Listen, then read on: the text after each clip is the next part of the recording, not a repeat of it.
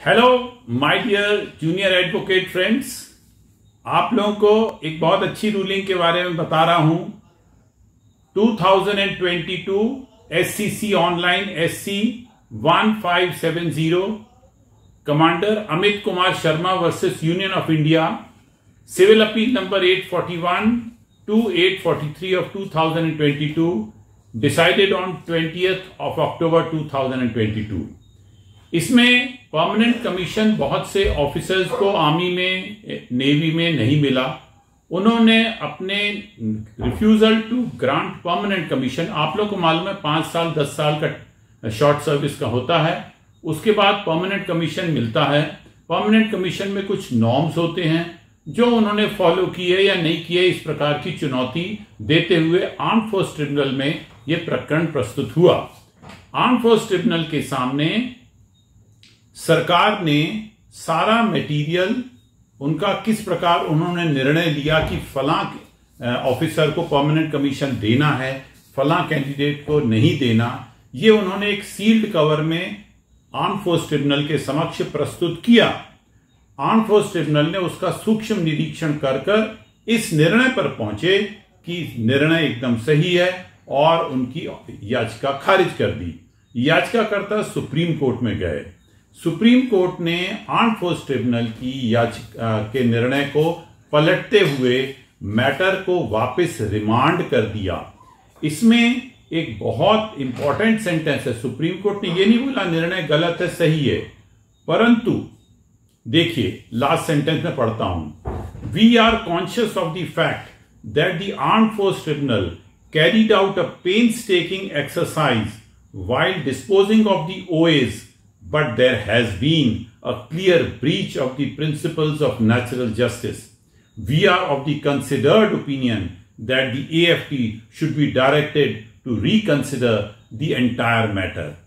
Supreme court ने कुछ important observation करी हैं जो कि बहुत ही प्रासंगिक हैं, क्योंकि हाई कोर्ट में हम जितने भी याचिकाएं प्रस्तुत करते हैं उसमें कंडिकावार उत्तर देना मध्य प्रदेश हाई कोर्ट में फैशन ही नहीं है।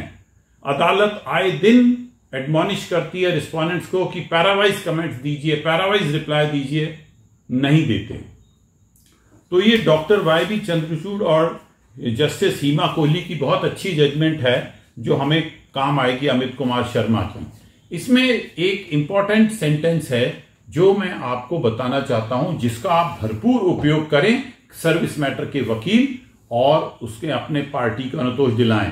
Please, this is not video made for convincing business for me. आप लोगों के बेनिफिट के लिए मैंने बहुत जिंदगी में बहुत केस किए हैं और आगे भी बहुत करूंगा। सुनिए जो वाक्य जो आप लोगों को बहुत काम आएगा। The disclosure of relevant material to the adjudicating authority, मतलब अदालत, in a sealed cover makes the process of adjudication vague and opaque. The sealed cover, the disclosure in a sealed cover perpetuates two problems.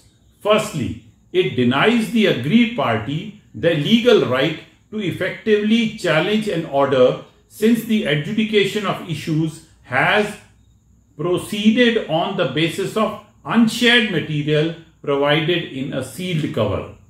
Dusra, secondly, it perpetuates a culture of opaqueness and secrecy.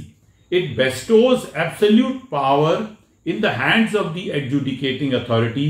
It also tilts the balance of power in a litigation in favor of a dominant party which has control over information. इस प्रकार की observation करके supreme court ने matter को वापस AFT remand किया। ऐसी कोई बात नहीं है कि आप इसको डिस्क्लोज ना करें।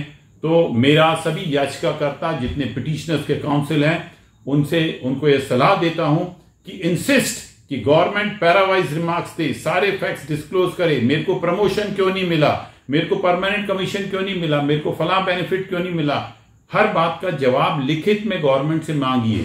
और गवर्नमेंट अगर कोई सील्ड कवर देती है अदालत को तो ये वाली जजमेंट दिखाकर आप उनका विरोध कीजिए। All the best young boys, बहुत जबरदस्त वकालत करो, रिस्पेक्टफुली और हम्बली करना पर जोरदार करो।